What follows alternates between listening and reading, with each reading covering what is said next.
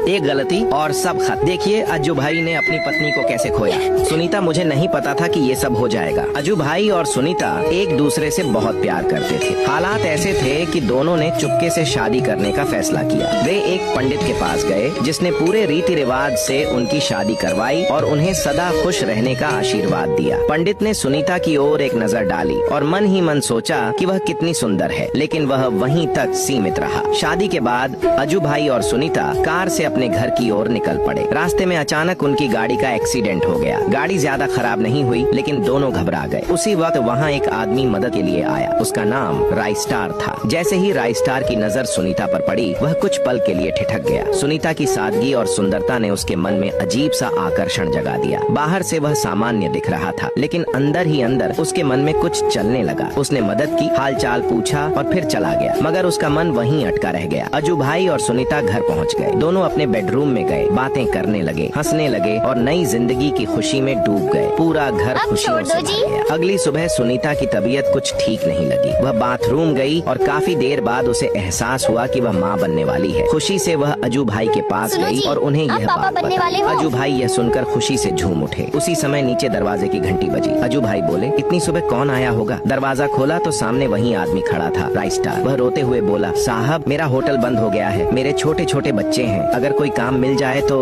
अज्जू भाई ने सुनीता की ओर देखा और कहा, तुम माँ बनने वाली हो, घर में मदद मिल जाएगी। इंसानियत दिखाते हुए अज्जू भाई ने राइस्टार को घर में काम पर रख लिया। राइस्टार रसोई में जाकर खाना बनाने लगा, लेकिन उसके मन में वही एक्सीडेंट वाला पल, वही पहली नजर घूम रही थी। उसने खाना बनाते समय उसमें बेहोशी की दवा मिला दी और खाना परोस दिया। अज्जू भाई और सुनीता ने खाना खाया। थोड़ी ही देर में दोनों को चक्कर आने लगे और वे बेहोश हो गए। तभी राइस्टार ने अपना असली चेहरा दिखाया। वह सुनीता के पास गया और धीमी आवाज में बोला, जिस दिन तुम्हारी शादी हुई थी उसी दिन से मैं तुम्हें भूल नहीं पाया। उस एक्सीडेंट ने मुझे तुम्हारे करीब ला दिया। घर में अफरा तफरी मच गई। राइस्टार के गलत काम के बाद सुनीता दर्द से तड़पती हुई घर से बाहर निकल गई। वह जमीन पर गिर पड़ी और मदद के लिए चिल्लाने लगी। उसी समय अज्जू भाई को होश आया। वह भागकर पहुंचा और सुनीता को इस हालत में देखकर टूट गया। अज्जू भाई ने तुरंत डॉक्टर को बुलाया। डॉक्टर ने कहा कि हालत बहुत खराब है, हॉस्पिटल ले जाना खतरे से भरा है, इसलिए घर पर ही इलाज शुरू किया गया। घर पर ही ऑपरेशन हुआ। थोड़ी देर बाद बच्चे के रोने की आवाज आई। सुनीता ने एक बेटे को जन्म दिया, लेकिन बच्चे के जन्म के तुरंत बाद सुनीता की सांसें थम गईं। डॉक्टर की सारी कोशिशें बेकार हो गईं। अज्जू भाई पूरी तरह टूट गया। उसने बच्चे को गोद में लिया और उसी पल मन ही मन कसम खाई, राइस्टार को वह कभी माफ नहीं करेगा। अगले दिन सुनीता का अंतिम संस्कार हुआ। श्मशान में अज्जू भाई अकेला खड़ा रोता रहा।